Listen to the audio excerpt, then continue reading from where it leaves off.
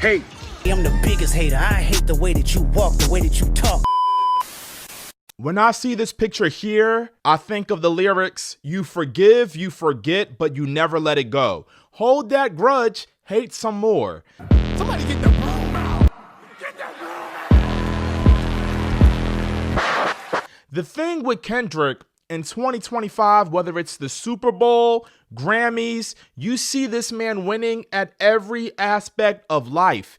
And he's inspired us all to hate to the best of our abilities. But the thing is, people get it confused. Kendrick Lamar is more than just a hater. He actually says in his music, he's full of love. Love.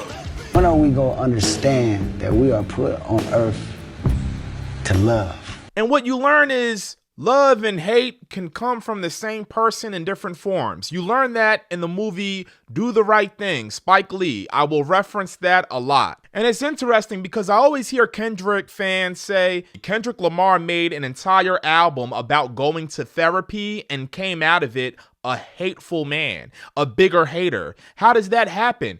And I say, no, Kendrick went to therapy, did the work on himself with Mr. Morale and the Big Steppers, and he came out a person with boundaries. He created boundaries. That's why he says on TV Off, I would cut my grandma off if she don't see it how I see it. Bitch, I cut my granny off if she don't see it how I see it. Oh, Grandma, I don't want to do that. Stop. Come on. Taylor Swift, she was a people pleaser early in her career, a very nice person, but she had to learn to create boundaries and understand that there's snakes in the grass and she needs to mow the lawn.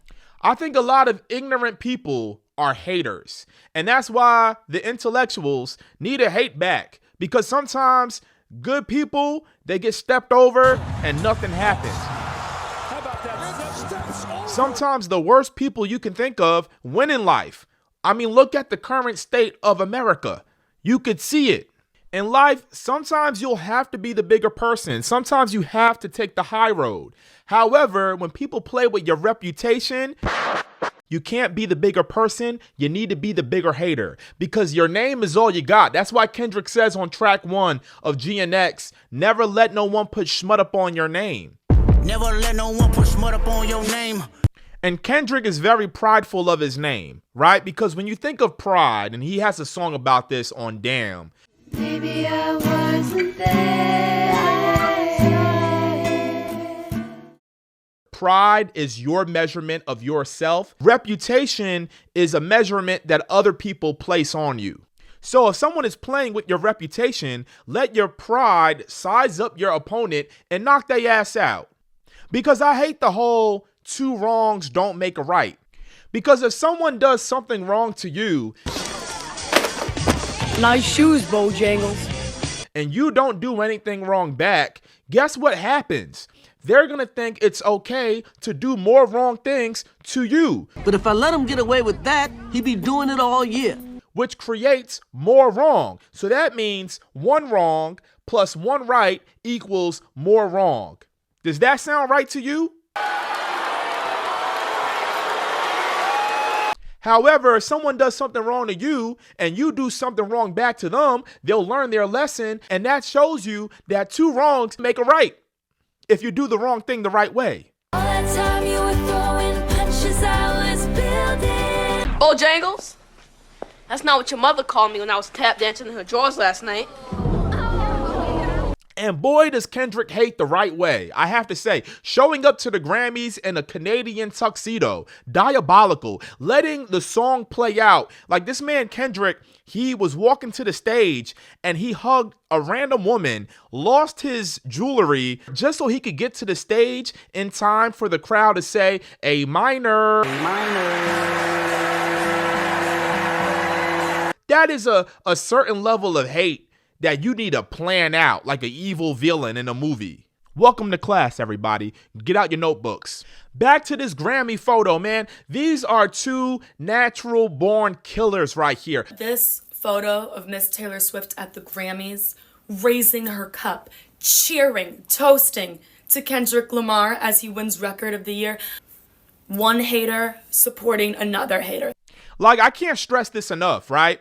Kendrick Lamar on a song literally pleads with God about going to war with Drake. Like, he literally has a conversation with God and says, God, should I return the favor to that pop star? God, my confession is yours, but who am I if I don't go to war? It's like when Eddie Brock went to church to ask God to kill Peter Parker.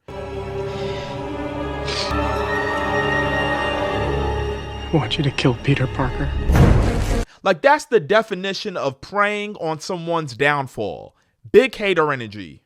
And the reason why I love using Kendrick Lamar and Taylor Swift together is because they are two complete opposites in terms of their upbringing and how they started in music. And my mama came to Compton to accomplish one thing, reign supreme, raise a king named Kendrick. Kendrick Lamar is an underground rapper from Compton. Taylor Swift started off as a young teenage girl making country music. I was riding shotgun with my hair undone in the front seat of his car. But that's what's beautiful in it, is that you can learn so much about yourself through the lens of someone completely different. And it's my pleasure to educate both sides on what makes these two winners at being haters, but coming from love. When you sit down and really map it out, you can be diabolical in how you get your revenge. You know, for Taylor Swift, it's the re-recordings, right? And I think the reason why Swifties love the Reputation era, this album right here, Taylor Swift was responding to all the negative criticisms, and she also embraced the negativity. They were calling Taylor a snake during this time, right? Someone called me a snake on social media, and it caught on. I have had it with these motherfucking snakes. She took that snake, right? Which is why I'm wearing this hoodie. This is a Kobe Bryant hoodie. She took that snake and she made it her thing. Same thing with Kendrick Lamar. He takes everything that Drake does and he twists it. Drake says on First Person Shooter, big as the what? Big as the Super Bowl. And what does Kendrick Lamar do? The very next Super Bowl, he headlines it. He headlines it and he performs his diss track. That's crazy to me. When you watching TV, I'm gonna be there. Think I'm playing? Turn this TV off, turn this. Hey, I'm tripping, I'm sliding, I'm riding through the back like bump. And with some bell-bottom jeans on that your mom probably got in the closet, this man looks dead at the camera and says, "Say Drake, I hear you like I'm young." Say Drake, I hear you like I'm young. And this photo right here is viral. And the thing that's beautiful about Kendrick is that he shows up unapologetically him, right? You go to therapy, we talked about creating boundaries, but most importantly, it's about walking into a room with the confidence that ain't nobody could tell me a damn thing. That kind of confidence. It's not hater energy, it's just self-love. You have that self-love, you don't mind throwing hate at some people. Why? Because fuck them, that's why. Walking on that Super Bowl stage, understanding that there's going to be NFL fans that dislike everything he does, try to discredit his intelligence, saying, I don't understand what he's saying. You know what? When I was in English class reading William Shakespeare, I didn't understand everything he was saying, but guess what? The message is what's most important, and it was great literature. All right, these plays, Othello, Hamlet, Romeo and Juliet, I didn't understand a damn thing. Thy this, thy that. I don't get it. But guess what? You feel the message. Kendrick gave something that the world could feel. But them people on Fox News, they already have a viewpoint on hip hop that they're not going to respect the art form no matter what you do. And Kendrick is somebody who's very clear, concise, educated, and they still can't grasp the message. But they rather boo Taylor Swift for supporting her man. Crazy, right? Show up unapologetically you, because people are gonna hate regardless. In my last video with these two, I talked about a lot, mostly anti-intellectualism that's going on in the world right now, where people don't want anything complex. People don't want to think too hard when it comes to art. They want dumbed down material that they could look at. But Kendrick Lamar and Taylor Swift, through lyrics and Easter eggs, have increased the attention span of their audience, and they created investigative journalists out of their fan base. A bunch of Matildas, a bunch of little Matildas. And I think Kendrick and Taylor have found great ways to weaponize that. Because one thing that I noticed with the Super Bowl performance, everybody kept talking about that A chain that Kendrick was wearing, and it was supposed to be an A minor chain. But really, the A was just a representation of his company, PG Lang. It's his logo. But that's the, I would say, benefit of having a fan base that looks so deep into things. We will pick you apart before Kendrick even gets to the studio to write a rap diss record. And same thing with the Swifties. She created an army of people that will do the dirty work for her. It's a beautiful thing. And that's why their level of hate is so complex. For 1 second, I want you to hear what these people were saying about Kendrick's performance. I didn't like halftime. The worst halftime ever. What a nightmare. I kept sitting there saying, maybe I just don't get this guy. Bro, I couldn't understand a word that was being said. It was hard to make out what was actually being said. So bad, Trump was hoping someone would shoot him in the ear again. We see so many representations of this in society. The bad person will win over and over and over again. The most successful people, they will win. If the good people, the people with morals, who am I to say what's good and bad? I'm just saying people that abide to certain morals and have an ounce of integrity, those people, they don't win just being that. You don't win just being good. You don't. You win when you put the work in and you're competitive enough to fight against the opposite end of that. And the reason why Kendrick and Taylor are at the top right now is because they have that competitive edge to fight. The story of life is this. Static. One hand is always fighting the other hand. Kobe Bryant was known as one of the most deadliest athletes ever when it comes to his sports. He has a killer mentality. Still waiting for a big smile out of you. You're up 2-0. What's the story? Are you not happy, or you're only half happy, or? Still to be happy about. You're up 2-0.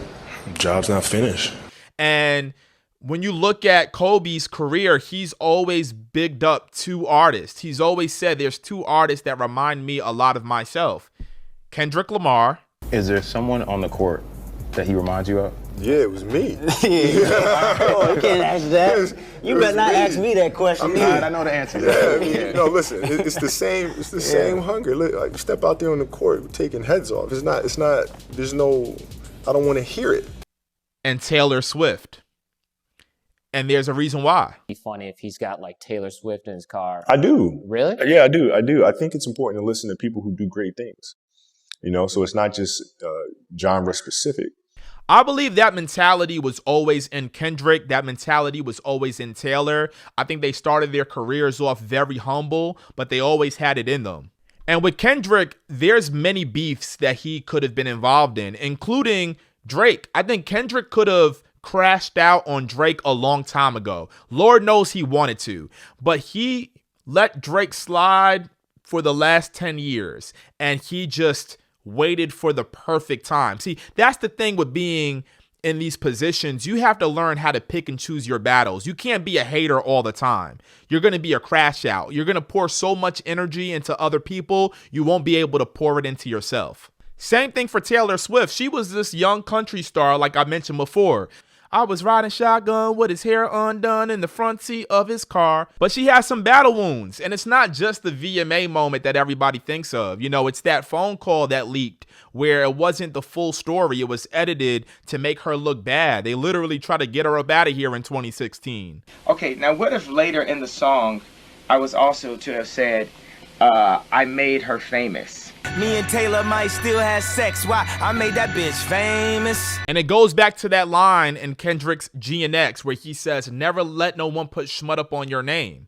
And I believe that's why Kendrick Lamar fans value this era for Kendrick, and that's why Taylor Swift fans value the Reputation era so much. It's because this is the era where they created boundaries and they stuck up for themselves, and the fans, we grasp onto that. It empowers us. It makes us feel more confident when we see them knock out their enemies, man. And look at Taylor now. She up. Look at her enemies. They down bad right now. All of them. They really down bad. One of them is, oh my God. Terrible. The lesson here is when deciding to pick and choose your battles, ask yourself this. Does this negatively affect all that I've worked for? My reputation? If the answer is no, then be the bigger person. In fact, you don't even need to try to be the bigger person. You already are. If it's not affecting your reputation, they're beneath you. Just step right over them. However, if the answer is yes, and it is affecting your reputation, you do have to do all you can do to fight hate. Because Kendrick Lamar, for example, he never portrayed himself as scary, as dangerous, any of these things. And he says that in this interview here. He could have easily been Macho Man because he's from Compton, California, but he decided to sacrifice that to create art to inspire and empower his people. Not trying to act like some gangster or some mob boss for the sake of a rap image. From Compton, I could have easily came out and said, I did this, I did that. I done killed a whole bunch of niggas out in front. Just giving off fact where I'm from. That ain't me. I'd rather talk about my reality. These few lines in Meet the Grams kind of explain why Kendrick Lamar became this big hater for Drake, right? He says, "Dear Aubrey, I know you probably thinking I wanted to crash your party, but truthfully, I don't have a hate and bone in my body. This supposed to be a good exhibition within the game, but you fucked up the moment you called out my family's name." You could tell the moment Drake was out here trying to dig up dirt on Kendrick's character and Kendrick's relationship with his kids and his family, the moment you try to genuinely tarnish his legacy and his reputation, all gloves are off. Tough break, nigga. And that's why Kendrick says on Whacked Out Murals, "I never piece it up. That shit don't sit well with me. Before I take a truce, I'll take them to hell with me." This is hell. Kendrick, the reason why Kendrick is doubling, tripling, quadrupling down on this Not Like Us record, I'm way too important to ever let you slide on me again. Stop. Like, I'm gonna go so low that you never think in your life to ever attack me the way you tried. Overall, there's a difference between being a loving person and being a people pleaser. The difference is a loving person loves themselves and has enough self-love to not let anyone walk all over them. A people pleaser is just doing it for the smiles and the satisfaction of others. One hand is always fighting the other hand. At the end of the day, if you value yourself as a loving person, just don't ignore that hate in your heart. Let it out.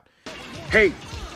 And I think Radio Raheem in the movie Do the Right Thing explains it perfectly. So I would like you all to watch this amazing poem on love and hate. Tale of good and evil.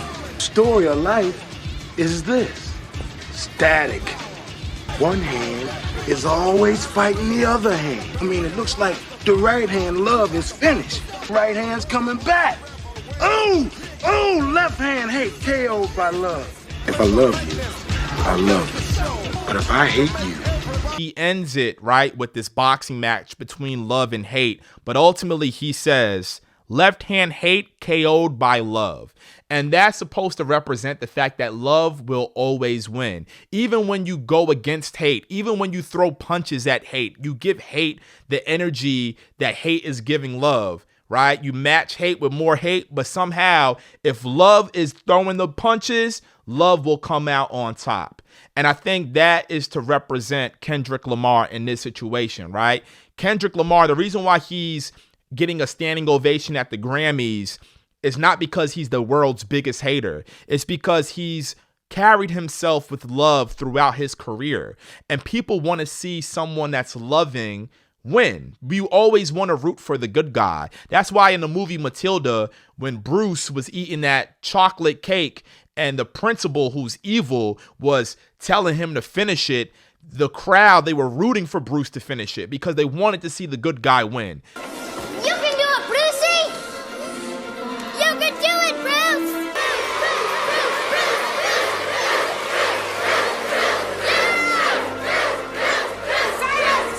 That's what the world is all about. They want to see the good guy win, but most importantly, you want to see the good guy stand up for themselves, right? And fight back. And it's that more special when they win. So Kendrick getting on that stage has nothing to do with this scheme to destroy Drake and everything to do with people trying to hype up the fact that Kendrick has done everything the right way. He's done it with integrity. And most importantly, he's done it with love. And love wins. Love. Remember, pride is your measurement of yourself. Reputation is how others measure you. So if someone plays with your reputation, make sure you size them up. Size your opponent up. Don't let anyone play with your reputation or your name, and understand that love always wins in the long run. And one last thing, never beef with a Pulitzer Prize winner and the woman that created folklore. Subscribe to the channel. As always with my channel, we end off with the hug. Bring it in.